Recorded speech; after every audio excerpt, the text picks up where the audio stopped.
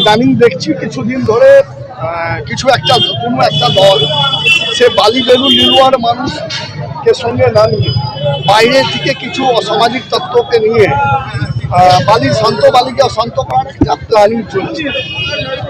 তাই আমরা তাদের কাছে অনুরোধ করব, এটা হচ্ছে যে গণতান্ত্রিক উৎসব, এই গণতন্ত্রের উৎসবে খুব ভালো করে ঠান্ডা মাথায় মানুষদের আশীর্বাদ নিতে হয়, আমরা নিচ্ছি।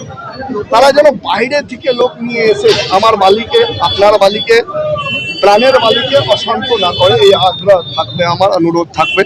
বাকি যে যেরকম করবে মানুষ তাকে সেরকম ফল দেবে। আমরা বলিনি, এটা বিজেপি মন্ডল সভাপতি বুথের সভাপতিরা বলেছিলেন, আপনারা এই নিউজ করেছিলেন, সে কথা শুনেই আমরা বললাম। আজকে অমিত শাহ বলেছে মহিলাদের 3000 টাকা দেওয়া হবে এবং মহিলাদের জন্য বাস এবং ট্রেন করা হবে।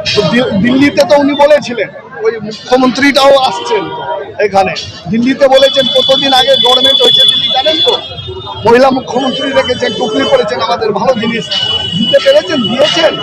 আর লক্ষ্মী ভান্ডার দিদি 2021 সালে বলেছিলেন, 21 থেকে এখনো দিচ্ছেন, বাড়িয়ে দিচ্ছেন। ওইটা হচ্ছে জুমলা, এটা হচ্ছে অরিজিনাল।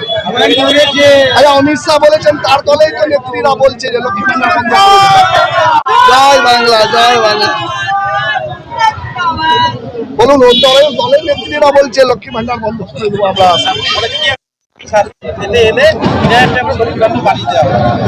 আরে আমি তো বলছি, যেখানে শাসনে আছেন ওইখানে দিচ্ছেন না কেন? যেখানে দিল্লিতে প্রস্তুতি নিয়ে এসেছিলেন কিন্তু আজ অব্দি করেননি। দেখুন, অমিত শাহ যেটা বলবে সেটা আমাদের জন্য খুব ভালো হয়, ওইটাই আমাদের হয়ে যায়। উনি 3000 বলেছেন, তো নিশ্চিতভাবে 2029 আগে মমতা বন্দ্যোপাধ্যায় 3000 টাকা করে দেবেন লক্ষ্মী।